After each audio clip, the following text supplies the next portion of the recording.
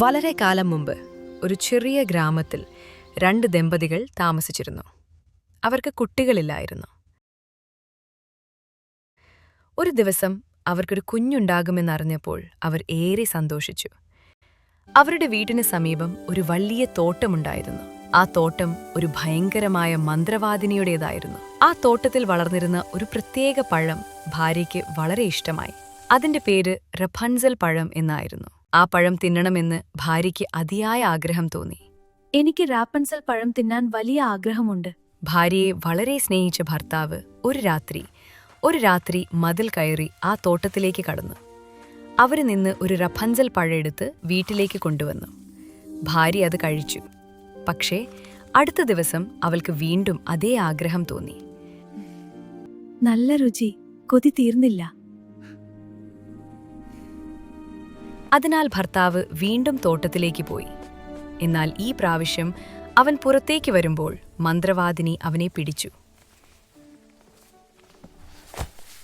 എന്റെ തോട്ടത്തിൽ നിന്ന് എന്തിനാണ് നീ മോഷ്ടിക്കുന്നത്? അവൾ ദേഷ്യത്തോടെ ചോദിച്ചു. ഭയന്ന് വിറച്ച ഭർത്താവ് എല്ലാം സത്യമായി പറഞ്ഞു. മന്ത്രവാദിനി കുറച്ചു നിമിഷം ചിന്തിച്ചു. പിന്നെ അവൾ പറഞ്ഞു, ഓഹോ, എങ്കിൽ ആ കുഞ്ഞിനെ എനിക്ക് വേണം. വളരെ ഭയന്ന ഭർത്താവിന് വേറെ വഴിയില്ലായിരുന്നു. അവൻ സമ്മതിച്ചു. കുറച്ചു മാസങ്ങൾ കഴിഞ്ഞപ്പോൾ അവർക്ക് ഒരു ഭംഗിയുള്ള പെൺകുഞ്ഞ് ജനിച്ചു.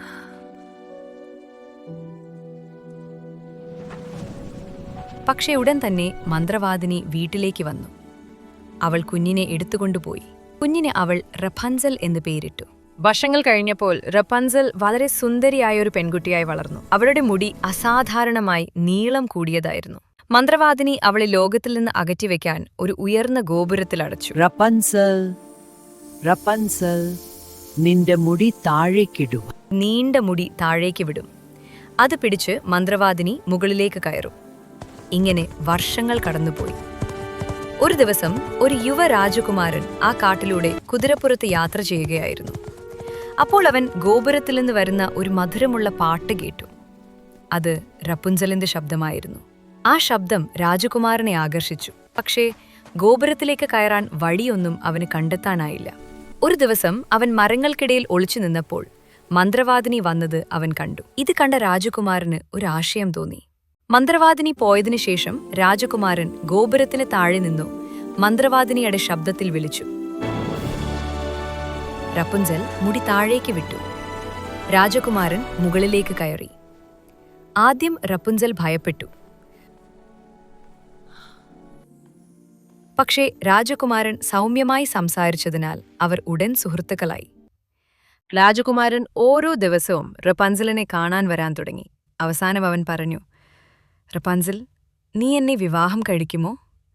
റപുൻസൽ സന്തോഷത്തോടെ സമ്മതിച്ചു. അവരൊരു പദ്ധതി തയ്യാറാക്കി.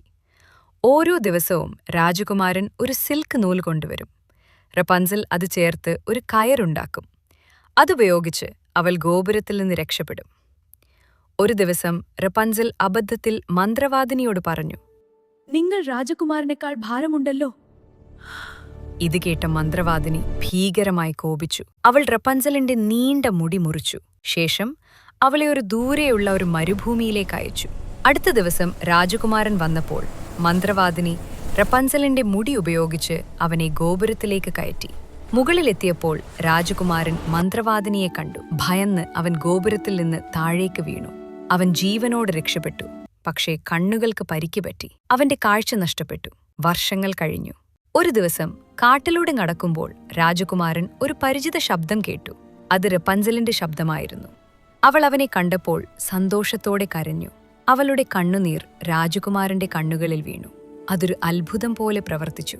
രാജകുമാരന് വീണ്ടും കാഴ്ച ലഭിച്ചു. അവൻ റപുൻസലിനെ തന്റെ രാജ്യത്തിലേക്ക് കൊണ്ടുപോയി. അവിടെ അവർ സന്തോഷത്തോടെ ജീവിച്ചു.